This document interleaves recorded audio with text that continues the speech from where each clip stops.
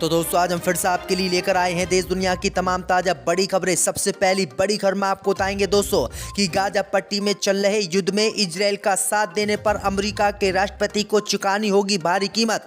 America के मुसलमानों ने 2024 के चुनाव में उन्हें वोट देने से किया इनकार। जो बाइडेन का करियर हुआ बर्बाद। गाजा पट्टी में हार का सामना कर रही इजराइल की सेना के विरोध में उतरे यहूदी बोले तत्काल युद्ध विराम करके हमास से अपने बंधकों को लेकर आए इजराइल की सेना, वरना सरकार की खटिया कर देंगे खड़ी। गाजा पट्टी में हमास से लड़ते हुए इजराइल के 3 और सैनिकों की हुई मौत। इजराइल की सेना ने की घोषणा, नेतन्याहू का रो रो कर बुरा हाल। गाजा पट्टी में युद्ध शुरू करके चारों तरफ से पिट रही है इजराइल की सेना।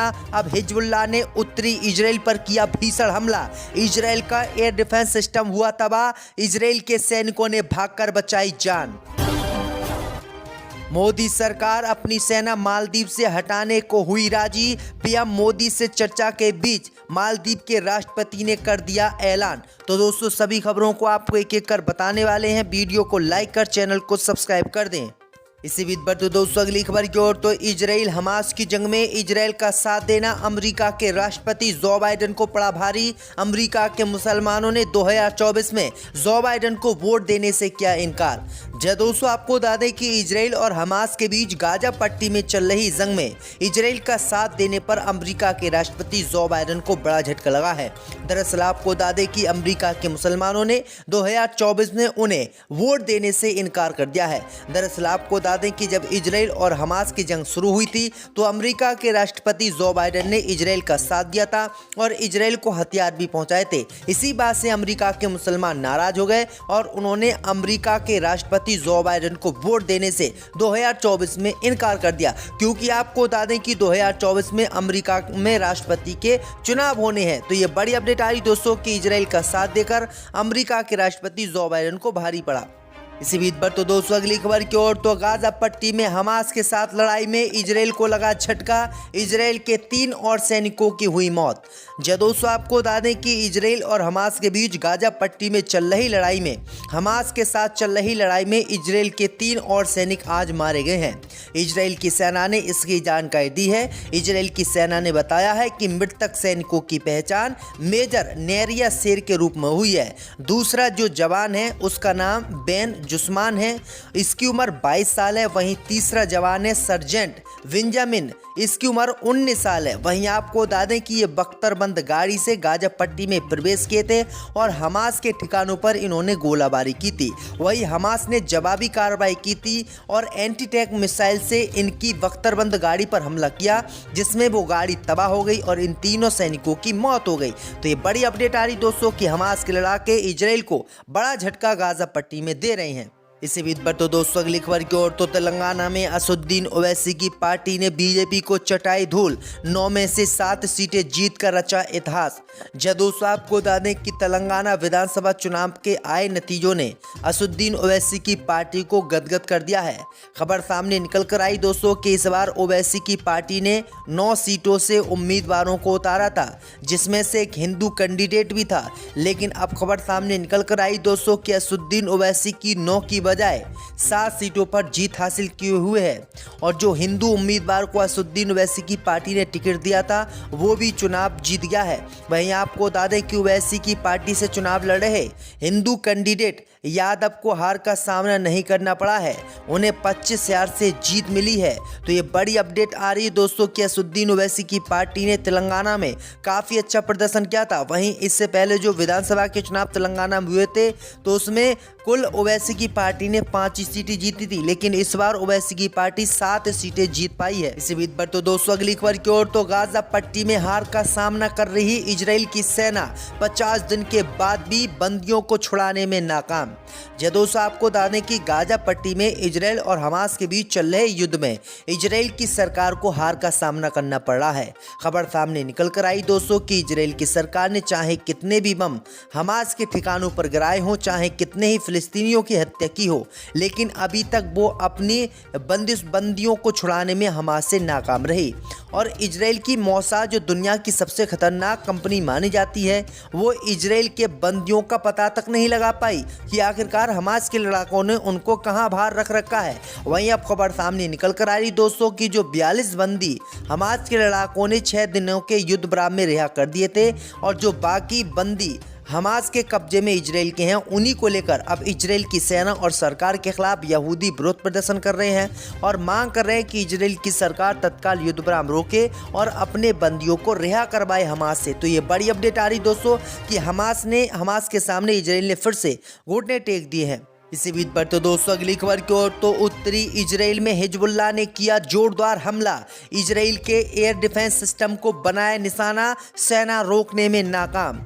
दोस्तों आपको बता दें कि इजराइल और हमास के बीच चल रही जंग में इजराइल चारों तरफ से पिट रहा है।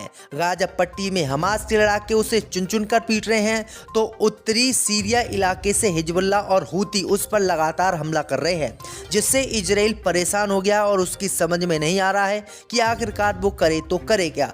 अब खबर सामने निकल कर आई दोस्तों कि गाजा पट्टी में जहां इजराइल की सेना ने दोबारा से युद्ध शुरू कर दिया है, तो वहीं सीरिया के लगते बॉर्डर से हिजबुल्लाह ने इजराइल के उत्तरी इलाके में इतना तगड़ा हमला किया है कि इजराइल का जो एयर डिफेंस सिस्टम था वो भी काम करना बंद कर दिया और उसको भी हिजबुल्लाह ने अपने हमले में उड़ा दिया। इसकी जानकारी इजराइल की सेना यानी IDF ने दी है।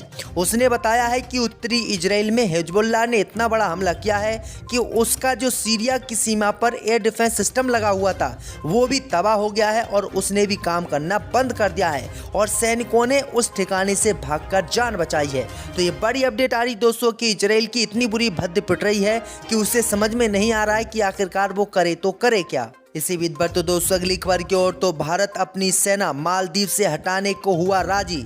मोदी से चर्चा के बीच मालदीव के राष्ट्रपति ने किया ऐलान। दोस्तों आपको बता दें कि मालदीव के राष्ट्रपति मोहम्मद मुइज्जू ने रविवार को घोषणा की है कि भारत उनके देश से अपनी सेना हटाने पर सहमत हो गया है। मुइज्जू का ये बयान UAE शिखर सम्मेलन के बाद आया है। उधर केंद्र सरकार के सूत्रों ने बताया है कि दोनों पक्ष अभी इस बारे में चर्चा कर रहे हैं। चर्चा के बीच मुइज्जू की घोषणा उनकी जल्दबाजी दिखाती है कि वे मालदीव से भारतीय सैनिकों को हटाने को लेकर कितने आतुर हैं। बताया ये भी जा रहा है कि दुबई में शिखर सम्मेलन के दौरान प्रधानमंत्री मोदी और मुइज्जू के बीच इसी मामले में बातचीत हुई थी और उन्होंने मोदी से अपनी सेना हटाने की बात कही थी और प्रधानमंत्री मोदी सेना हटाने के लिए राजी भी हो गए। तो ये बड़ी अपडेट आ रही दोस्तों को रिहा करवाए हमास से। तो ये बड़ी अपडेट आ रही दोस्तों कि हमास के सामने इजराइल ने फिर से घुटने टेक दिए हैं। इसी बीच पर तो दोस्तों अगली खबर की ओर तो उत्तरी इजराइल में हिजबुल्लाह ने किया जोरदार हमला। इजराइल के एयर डिफेंस सिस्टम को बनाया निशाना, सेना रोकने में नाकाम। दोस्तों आपको बता दें कि इजराइल और हमास के बीच चल रही जंग में इजराइल चारों तरफ से पिट रहा है। गाजा पट्टी में हमास के लड़ाके उसे चुन चुन कर पीट रहे हैं, तो उत्तरी सीरिया इलाके से हिजबुल्लाह और हूती उस पर लगातार हमला कर रहे हैं, जिससे इजराइल परेशान हो गया और उसकी समझ में नहीं आ रहा है कि आखिरकार वो करे तो करे क्या। अब खबर सामने निकल कर आई दोस्तों कि गाजा पट्टी में जहां इजराइल की सेना ने दोबारा से युद्ध शुरू कर दिया है, तो वहीं सीरिया के लगते बॉर्डर से हिजबुल्लाह ने इजराइल के उत्तरी इलाके में इतना तगड़ा हमला किया है कि इजराइल का जो एयर डिफेंस सिस्टम था वो भी काम करना बंद कर दिया और उसको भी हिजबुल्लाह ने अपने हमले में उड़ा दिया। इसकी जानकारी इजराइल की सेना यानी IDF ने दी है। उसने बताया है कि उत्तरी इजराइल में हिजबुल्लाह ने इतना बड़ा हमला किया है कि उसका जो सीरिया की सीमा पर एयर डिफेंस सिस्टम लगा हुआ था वो भी तबाह हो गया है और उसने भी काम करना बंद कर दिया है और सैनिकों ने उस ठिकाने से भागकर जान बचाई है। तो ये बड़ी अपडेट आ रही दोस्तों कि इजराइल की इतनी बुरी भद्द पिट रही है कि उसे समझ में नहीं आ रहा है कि आखिरकार वो करे तो करे क्या। इसी बीच पर तो दोस्तों अगली खबर की ओर तो भारत अपनी सेना मालदीव से हटाने को हुआ राजी। मोदी से चर्चा के बीच मालदीव के राष्ट्रपति ने किया ऐलान। दोस्तों आपको बता दें कि मालदीव के राष्ट्रपति मोहम्मद मुइज्जू ने रविवार को घोषणा की है कि भारत उनके देश से अपनी सेना हटाने पर सहमत हो गया है। मुइज्जू का ये बयान UAE शिखर सम्मेलन के बाद आया है। उधर केंद्र सरकार के सूत्रों ने बताया है कि दोनों पक्ष अभी इस बारे में चर्चा कर रहे हैं। चर्चा के बीच मुइज्जू की घोषणा उनकी जल्दबाजी दिखाती है कि वे मालदीव से भारतीय सैनिकों को हटाने को लेकर कितने आतुर हैं। बताया ये भी जा रहा है कि दुबई में शिखर सम्मेलन के दौरान प्रधानमंत्री मोदी और मुइज्जू के बीच इसी मामले में बातचीत हुई थी और उन्होंने मोदी से अपनी सेना हटाने की बात कही थी और प्रधानमंत्री मोदी सेना हटाने के लिए राजी भी हो गए। तो ये बड़ी अपडेट आ रही दोस्तों।